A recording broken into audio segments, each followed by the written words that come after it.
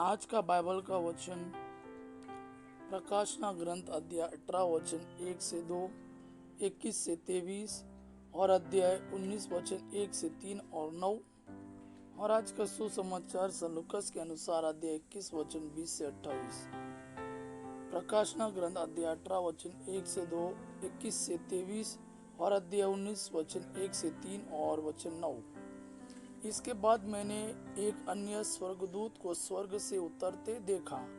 वह महान अधिकार से संपन्न था और पृथ्वी उसके तेज से प्रदीप्त हो उठी। उसने ऊंचे स्वर से पुकार कर कहा, उसका सर्वनाश हो गया है, महान बाबुल का सर्वनाश हो गया है।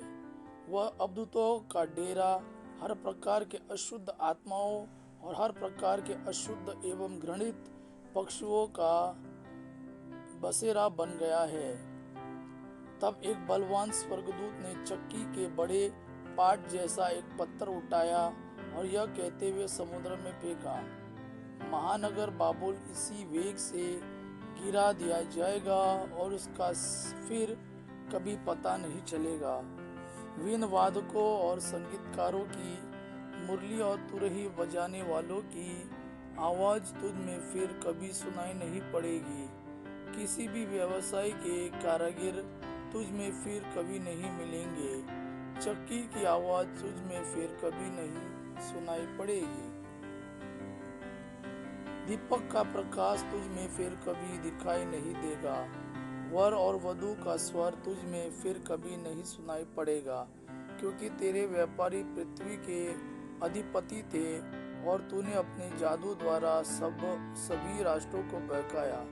इसके बाद मैंने स्वर्ग में एक विशाल जन समुदाय की ऊंची आवाज को यह गाते हुए सुना, हालेलुया, हमारे ईश्वर को विजय, महिमा और सामर्थ्य, क्योंकि उसके निर्णय सच्चे और न्याय संगत है। उसने उस महावेश्या को दंडित किया है जो अपने व्यभिचार द्वारा पृथ्वी को दूषित करती थी, और उसने उसको अपने सेवकों के रक्त का बदला चुकाया।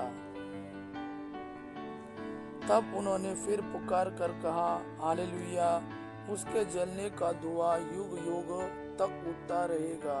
स्वर्गदूत ने मुझसे कहा, यह लिखो, धन्य है वे जो मेमने विवाह भोज में निमंत्रित है। और उसने मुझसे कहा, यही ईश्वर के शब्द है। आज का सुसमाचार सन लूकास के अनुसार अध्याय 21 वचन 20 से 28। जब तुम लोग देखोगे कि यरूशलेम सेनाओं से घिर रहा है, तो जान लो कि उसका सर्वनाश निकट है। उस समय जो लोग यहूदिया में हो वे पहाड़ों पर भाग जाए, जो यरूशलेम में हो वे बाहर निकल जाए, और जो देहात में हो वह नगर में ना जाए, क्योंकि वे दंड के दिन होंगे। जब जो कुछ लिखा है वो पूरा हो जाएगा। उनके लिए शोक जो उन दिनों गर्भवती या दूध पिलाती होगी, क्योंकि देश में घोर संकट और इस प्रजा पर प्रकोप आ पड़ेगा। लोग तलवार की धार से मृत्यु के घाट उतारे जाएंगे। उनको बंदी बनाकर सब राष्ट्रों में ले जाया जाएगा, और यरूशलेम गैर यहूदी राष्ट्रों द्वारा तब तक रौंदा जाएगा जब तक उन राष्ट्रों का समय पूरा ना हो जाए। सूर्य, चंद्रमा और तारों में चिन्ह प्रकट होंगे।